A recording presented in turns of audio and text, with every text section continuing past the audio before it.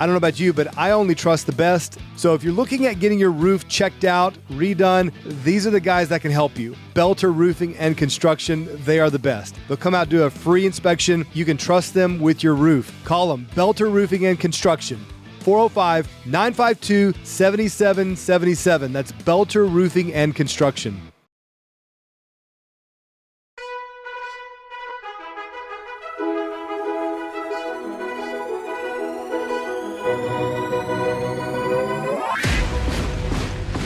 This is the Jake for the State podcast, and this is the call for every red-blooded, God-fearing, liberty-loving patriot to prepare yourself, take your position, stand your ground, and advance the cause of freedom.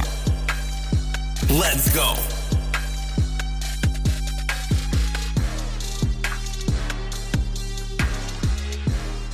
Hey guys, welcome back to the Jake for the State podcast and continuing this theme of interviewing candidates here around the state of Oklahoma.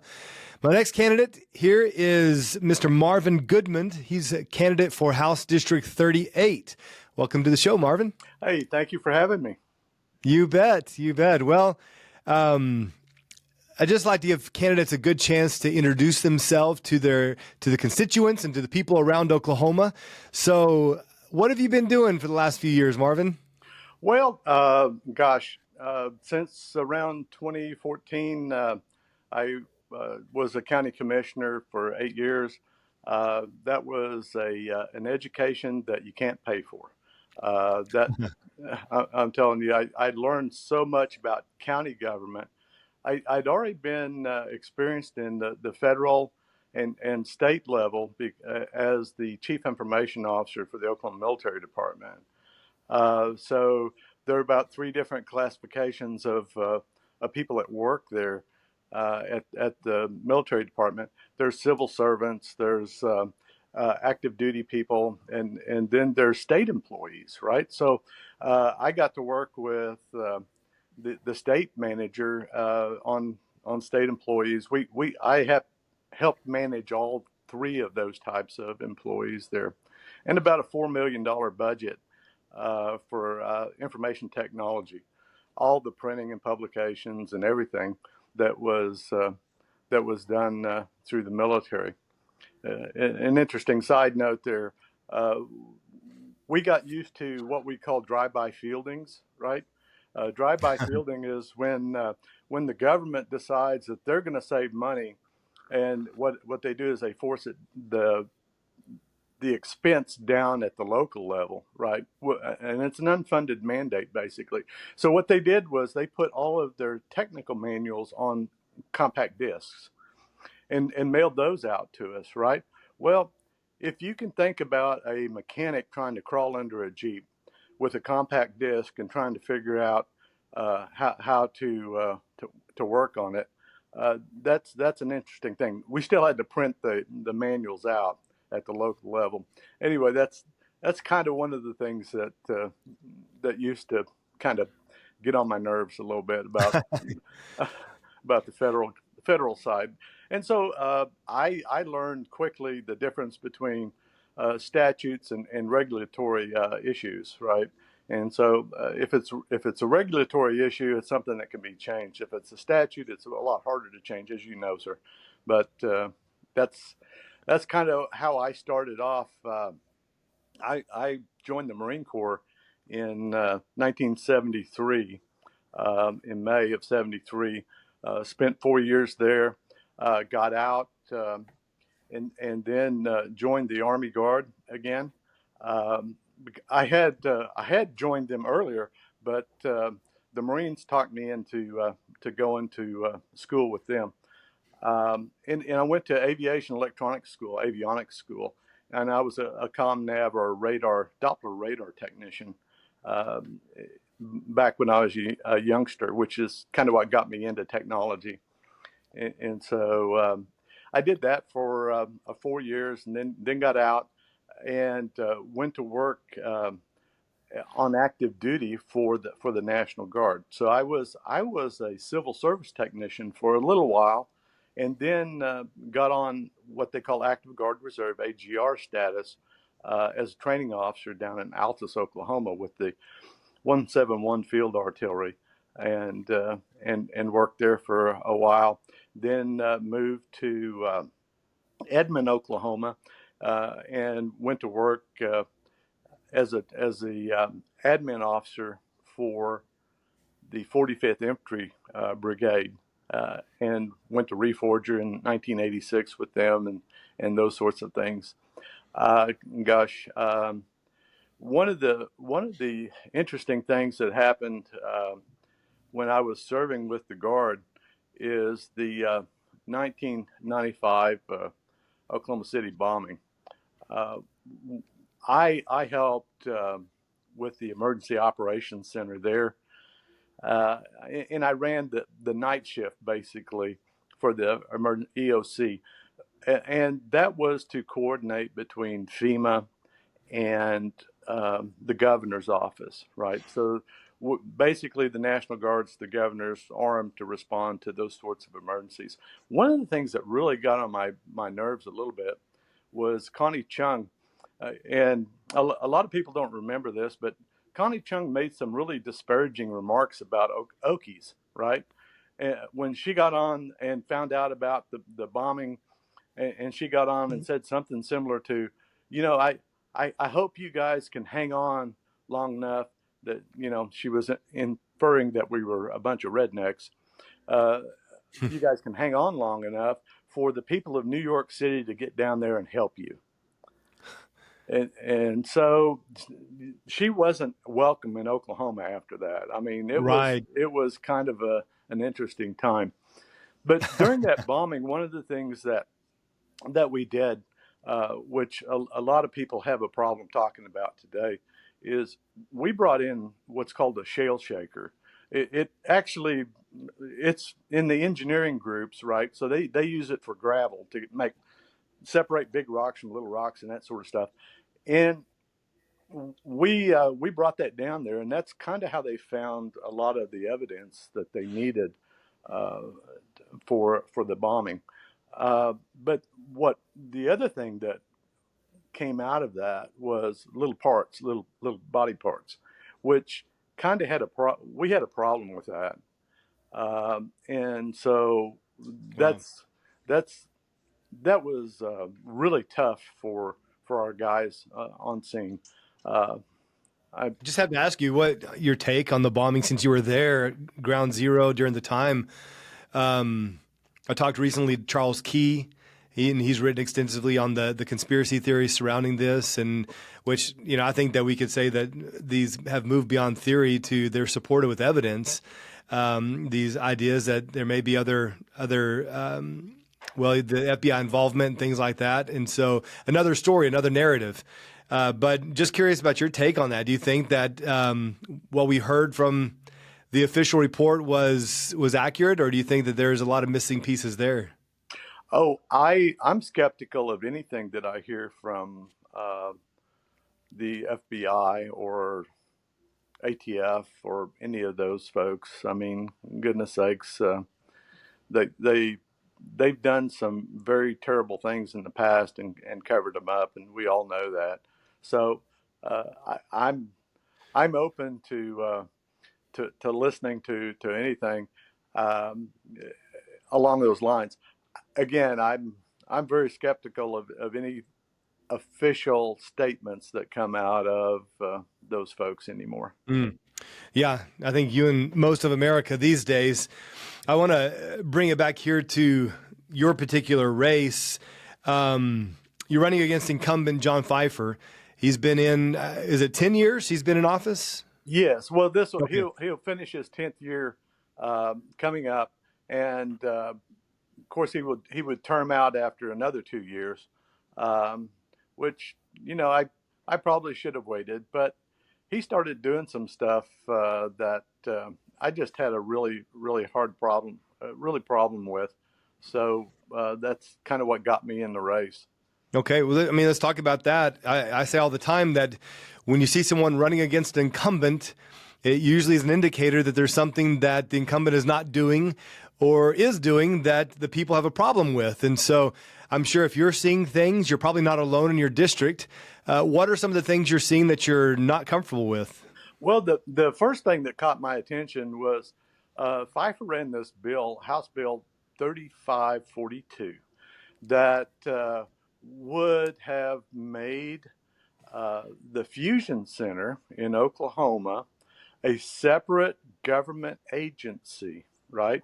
So basically, what he was trying to do was grow government and make a new government agency. But what was really bad about that is he decided that the agency members, or the people that ran the Fusion Center in Oklahoma, would be appointed by non-government agencies, so non-elected officials.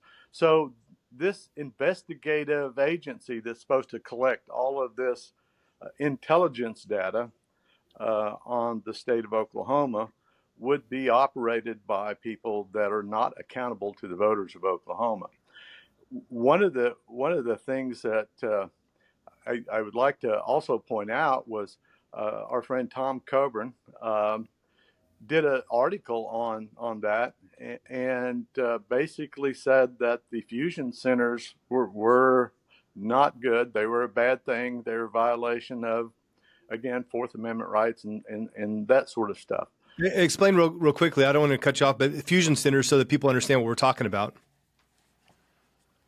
The Fusion Center, that is, again, that's kind of the focus of the police state, I guess, if you will. The Fusion Center was created by Mary Fallin, I believe, and so far Governor Stitt's left it in place. But it worked underneath the governor. So it was responsible to the governor.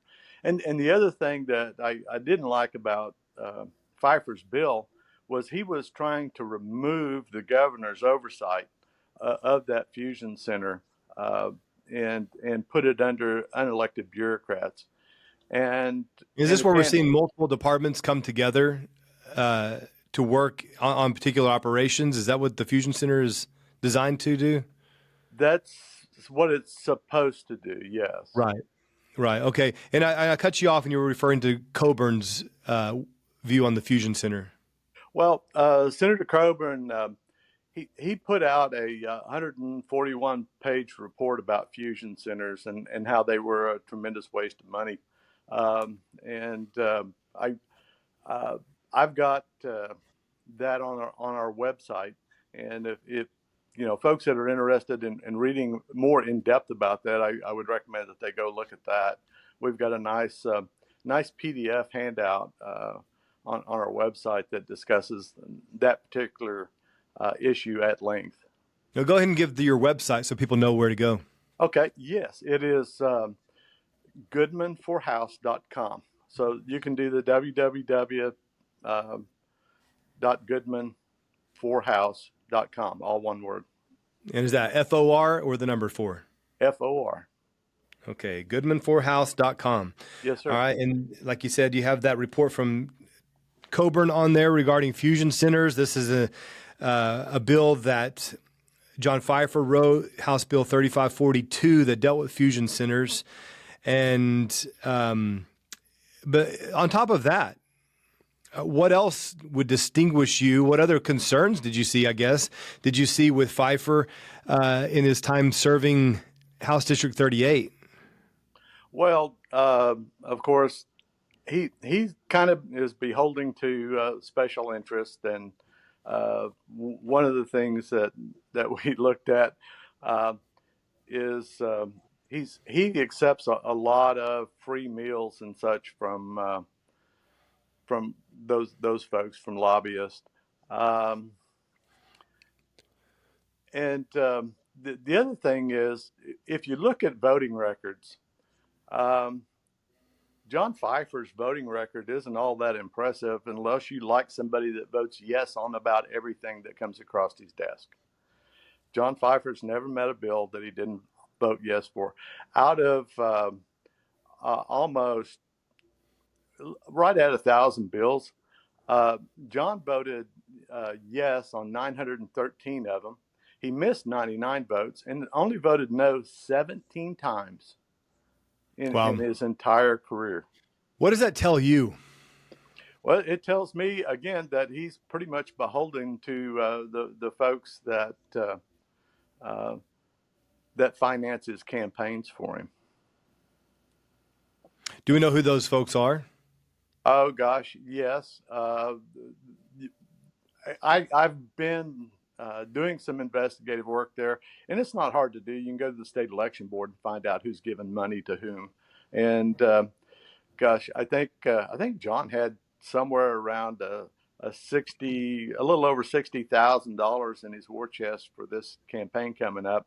And one of the things I think I did, I'm not sure about it, but I hope I did, was caused him to spend another 20 grand for his campaign advisor.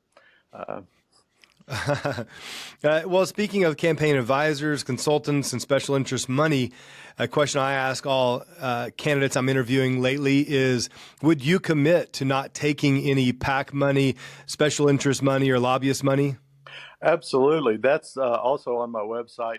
It's on our cards. I don't take PAC money. I don't take special interest money. I won't take donations from them or their employers or their employees. Absolutely not. When I was kind of a different person when I ran for county commissioner, I didn't accept any donations at all from my constituents. I self-financed my entire campaigns, both times I ran for county commissioner. I didn't accept any money from anyone, and I gave back a lot of money to the county.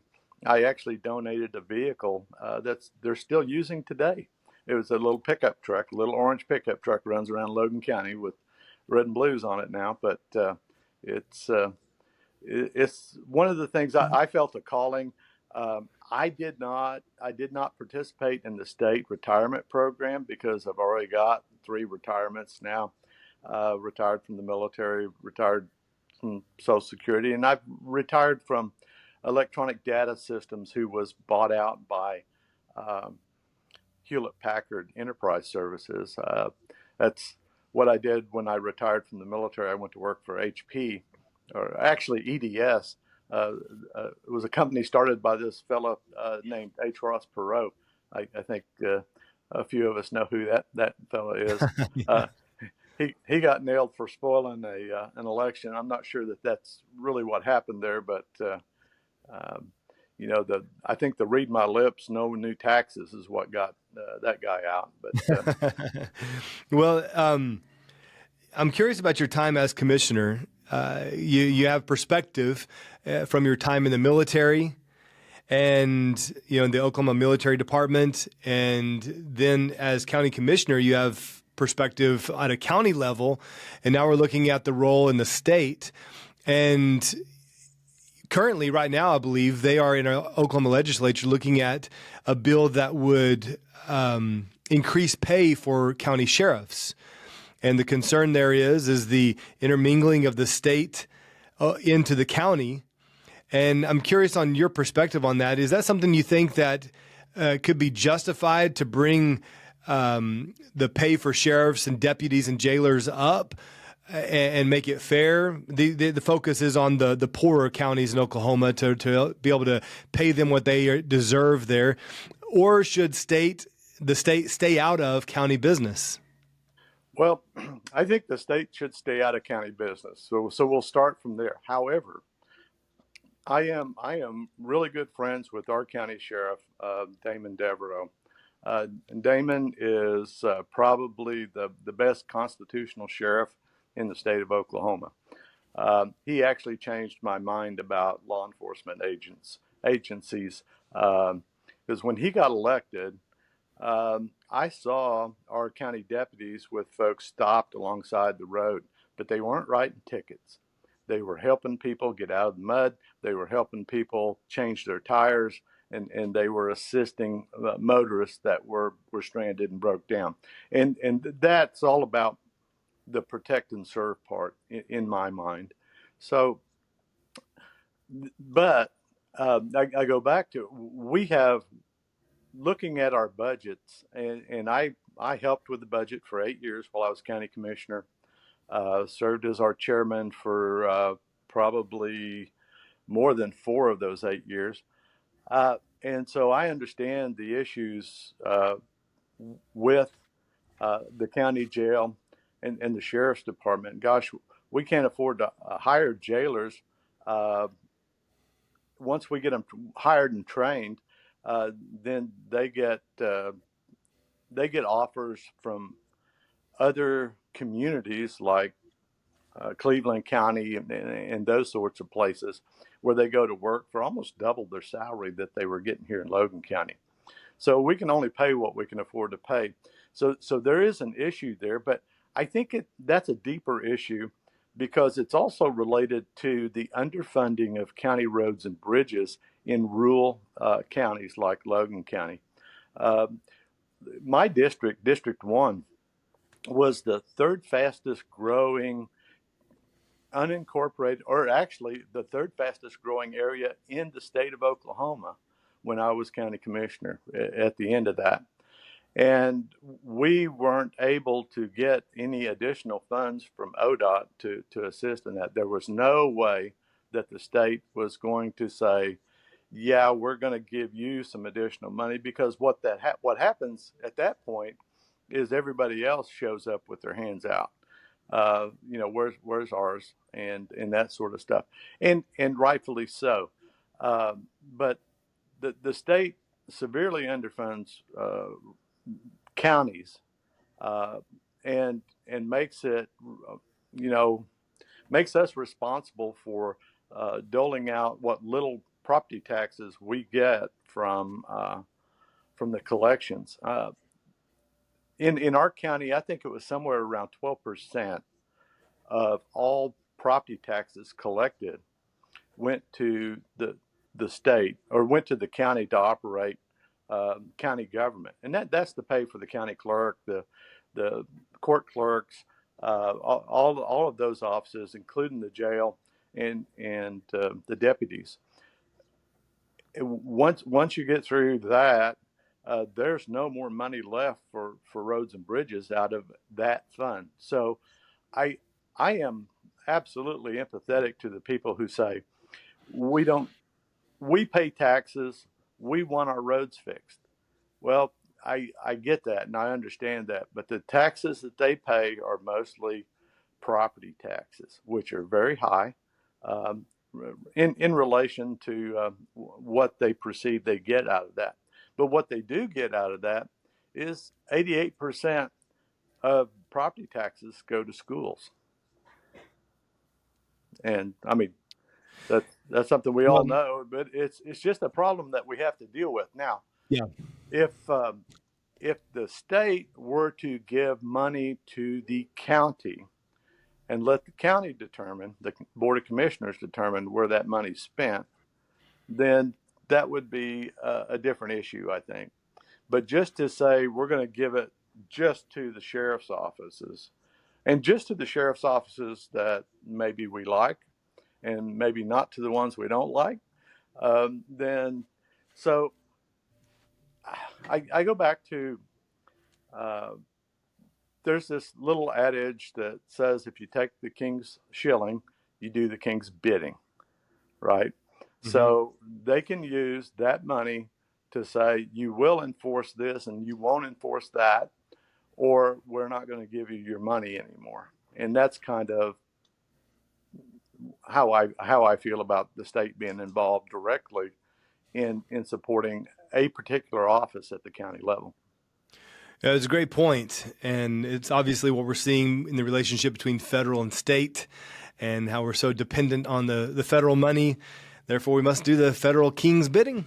Well, I don't mean to interrupt you, but gosh, no. We as Board of Commissioners, when I was a chairman, that's one of the things back in 2019, I believe, we wrote a resolution basically telling the federal government, the president of the United States at the time, the guy that's there now still, to go pound sand.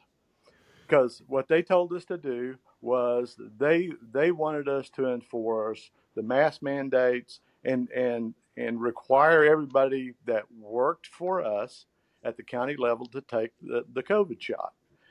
And so I used one of my heroes, Ron Paul, and I plagiarized a whole lot of what he has written in the past, and basically told and put forth a resolution that I can share with the public as well.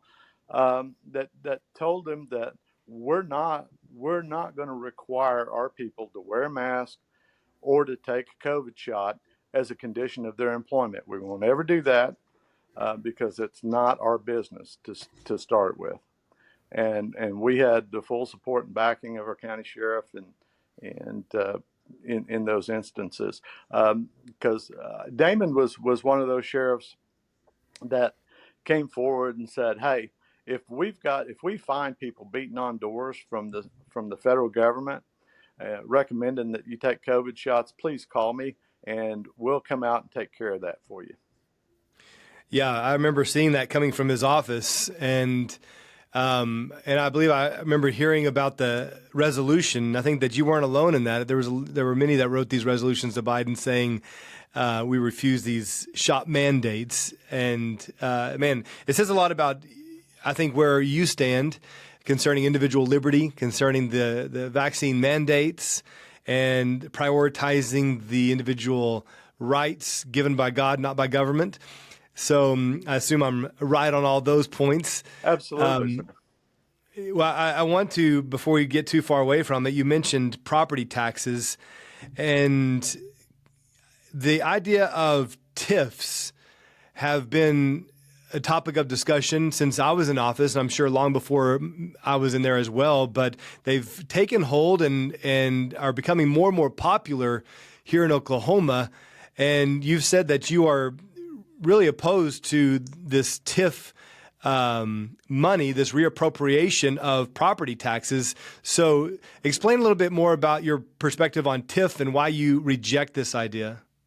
Well, first of all, the tax incremental financing plans that came forward prior to my becoming county commissioner, that's actually the reason I ran for county commissioner, was because of the TIF mandate. My commissioner at the time basically told me that I needed to go back to playing golf and leave the politics to the politicians.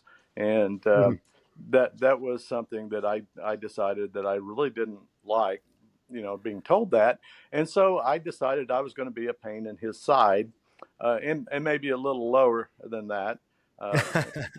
And so I decided I'd go ahead and run for county commissioner. No intention of winning, but just to kind of cause him some issues.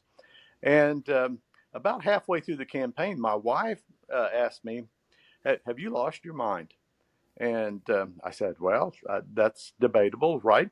So I said, what do you mean, dear?" And she goes, "Well, have you really thought about what's going to happen if you win? You're going to have to go back to work for a living." And I really hadn't thought about it like that. And then the good Lord did allow us to win that race, and the next one after that. So I got to spend 8 years. Like I said,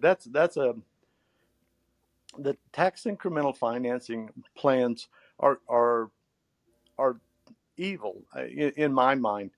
It is the gateway to cronyism, because it allows county commissioners, and even where it's done at municipal levels, not so much, but they do sales tax at municipal levels for TIFs. It allows them to pick winners and losers, and basically the only people that benefit are the attorneys that sell the product, the TIF product, right? So a TIF attorney is very expensive, and then the bankers get a lot of money out of that too, because they sell bonds. What was interesting to me was the TIF that they put through was to extend city services, Guthrie sewer service across Interstate 35 to a unincorporated area of the county. And what that means is it wasn't in Guthrie city limits, but they wanted to extend their city service under I-35. So they floated a tax incremental financing plan through the county for the county taxpayers to pay for this through TIFs. Well, they said, well, it won't raise your taxes any more than they would go up anyway for this development. Well, what happens with TIFs is they take and freeze the monies that the county gets and allows the county commissioners to take the increase in property values once a property is developed and use that increase for whatever purposes they decide they need to, whether it's building a new event center or extending a city service into an unincorporated area of the county. That's kind of what bothered me. And gosh, it was to do that was like a $300,000 deal, and it ended up costing the taxpayers an extra $100,000 just for expenses to do that. And so, if you could boil it down, the core principle that you fundamentally disagree with when it comes to tax incremental financing, what would that be? Reappropriation of a tax. So property taxes are appropriated for a specific purpose. And when we're able to, at will, change the purpose of what we're using those property taxes for, that's not something that I would ever support. So that's basically it. Yeah, exactly. I mean, the taxation is theft in the beginning. And if we start with that principle, and then this money is said to be used for one thing, but now it's being used for another at the discretion of some board, then it becomes very problematic and out of the hands of the taxpayer who's being robbed in the beginning anyway. So I would agree with you in this position on TIFs, and not something I want to see grow in the state of Oklahoma. So I would support that position as well. What are you hearing from the people in District 38 as you're going around in this campaign? What seems to be their primary concern? Well, first of all, taxes, right? One of the things that I promote is our governor is taking a pretty hard line on decreasing sales, not just sales taxes on groceries, but also on income taxes at the state level. I believe that his intent is to reduce income taxes, especially on people making under the median income in Oklahoma, which is around $31,000 a year. If you take those people off of the tax, the state income tax, that leaves more money in their pockets to spend as they will, as they believe is necessary. Because I believe that the people that earn the money are better judges of how they should spend their money than the government. The government's never a good choice on implementing any programs. I mean, including some that they're involved in heavily today.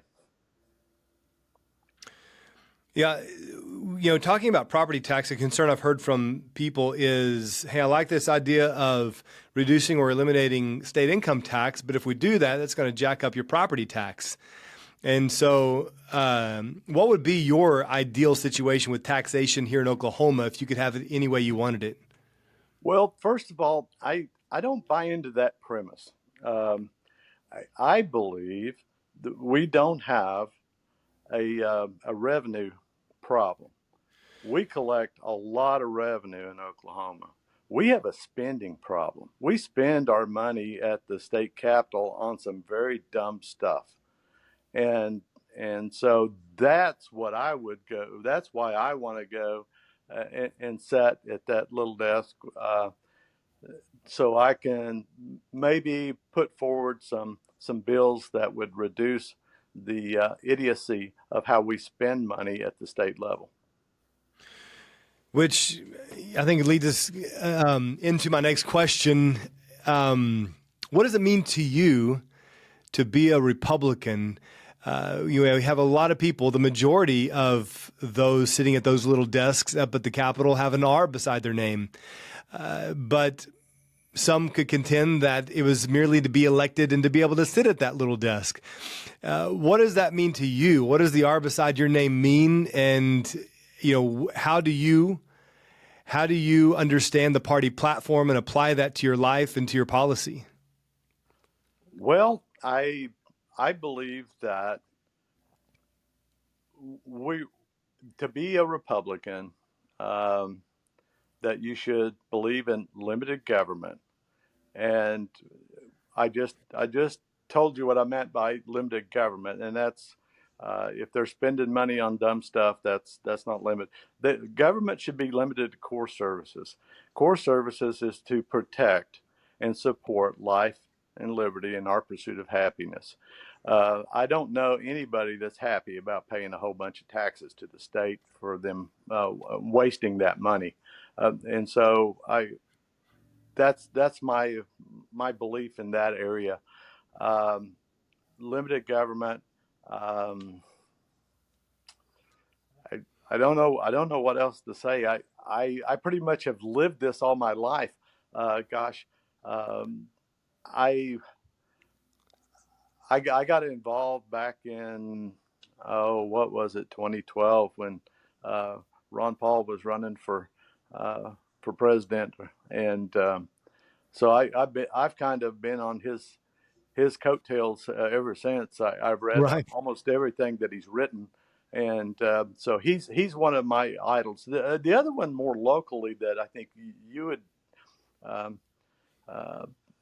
help with or believe with is Nathan Dahm. Nathan Dahm is a friend. He's a friend of mine, and when we talk about the party platforms and those sorts of things, Nathan's been really good by not picking sides, not trying to be the honest broker, not only in the Senate, but more so here recently when he took on the job of GOP chairman. And I thought I still think he's doing a really good job there. Although he gets a lot of pushback from some of the other folks that don't like some of the things that are going on, and rightfully so. I understand that, but those are the folks that I look up to, and one of the things I watched Nathan's farewell address. It was really good. It was really good. They gave him his little button or his little device that he uses to vote with. I think they give those to everybody that terms out. But they took his red button, or they took the green button off because he'd never used it. Right. Because he'd always voted no on everything, right? Yeah. Which I think is a badge of honor, and one that I would like to wear as well, because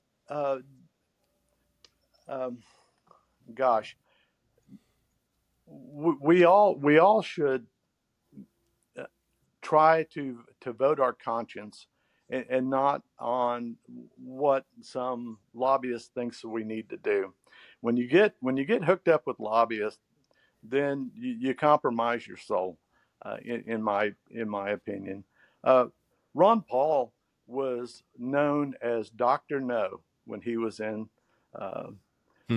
Congress, and so that's kind of how I would govern as well, if I was able to be lucky enough to do that.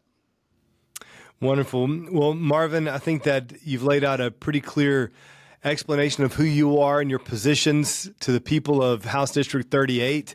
And of course, you gave your website earlier, but I'll repeat it. It's goodmanforhouse.com.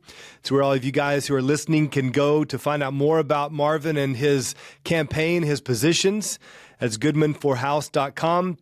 Marven, I really appreciate your time here and your choice to jump in and go to work one more time for the people. So God bless you on this campaign, and we'll be tracking it. Thank you so much for having me on, Jake. I appreciate what you do for God and country as well, sir. Hey, thank you. Thank you.